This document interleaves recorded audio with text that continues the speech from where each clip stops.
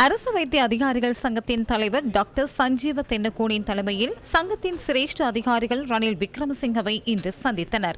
அரசு வைத்திய அதிகாரிகள் எதிர்நோக்கியுள்ள பிரச்சினைகள் தொடர்பில் இதன்போது விரிவாக ஆராயப்பட்டதாக ஐக்கிய தேசிய கட்சியின் ஊடகப் பிரிவு தெரிவித்துள்ளது. முன்னாள் ஜனாதிபதியுடன் முன்னாள் அமைச்சர் வஜிர அபேவர்தன, எஸ் சமரதுங்க ஆகியோரும் இந்த சந்திப்பில் பங்கேற்றிருந்தனர். ஐக்கிய தேசிய கட்சி ஊடக அறிக்கையின் மேற்கோள் ஆரம்பம். கலந்துரையாடலின் பின்னர் வைத்திய அதிகாரிகள் சங்கத்தினர் உங்களை போன்ற அனுபவமுள்ள தலைவர் ஒருவர் இந்த சந்தர்ப்பத்தில் பாராளுமன்றத்தை பிரதிநிதித்துவப்படுத்தினால் நல்லது என ரணில் விக்ரமசிங்க அவர்களிடம் தெரிவித்தனர்.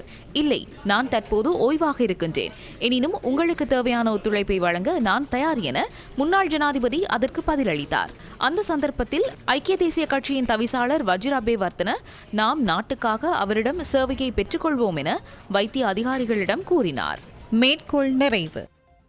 இதேவேளை அரசு வைத்திய அதிகாரிகள் சங்கம் பாராளுமன்ற உறுப்பினர் திலீப் ஜெயவீரவை நேற்று முன்தினம் சந்தித்ததுடன் பின்னர் எதிர்க்கட்சித் தலைவர் சஜித் பிரேமதாசவையும் சந்தித்தனர். இதற்கிடையே நிறைவேற்றுக் குழுவின் அவசர கூட்டத்தை நடத்தி அடையாள பணி பகிஷ்கரிப்பை மேற்கொள்வதற்கு இன்று தீர்மானித்தனர்.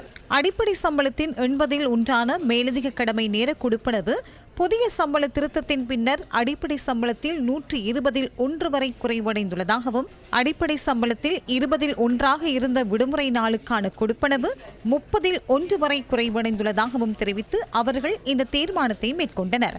எவ்வாறாயினும் வைத்திய அதிகாரிகளின் சம்பளம் கொடுப்பனவுகள் தொடர்பில் சுகாதார அமைச்சர் பாராளுமன்றத்தில் நேற்று தெளிவுபடுத்தினார்.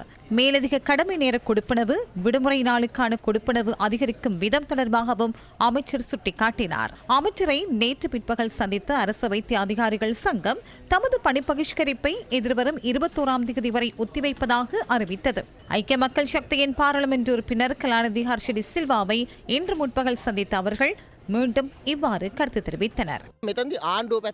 இங்கு அரசாங்கத்தின் பக்கம் உள்ள நிலைமை எனக்கு புரிகின்றது. நிதி தொடர்பில் சிக்கல் இருக்கின்றது. அரசாங்கத்துக்கு கூறி கொள்கை அளவிலான தீர்மானத்தை நாம் எடுப்போம். இதற்கமைய படிப்படியாக நடைமுறைப்படுத்துவதற்காக எமது யோசனைகளை வழங்கியுள்ளோம். அரச வைத்திய அதிகாரிகள் சங்கம் இந்தளவு நெகிழ்வு போக்கை கடைபிடிக்கின்றது. இந்த நெகிழ்வு போக்கை சாதகமாக பயன்படுத்தி நாட்டின் வைத்திய அதிகாரிகள் மக்கள் தொடர்பில் சிந்தித்து ஜனாதிபதியின் தரப்பிடமிருந்து நியாயமான பதில் கிடைக்கும் என நாம் நம்புகின்றோம்.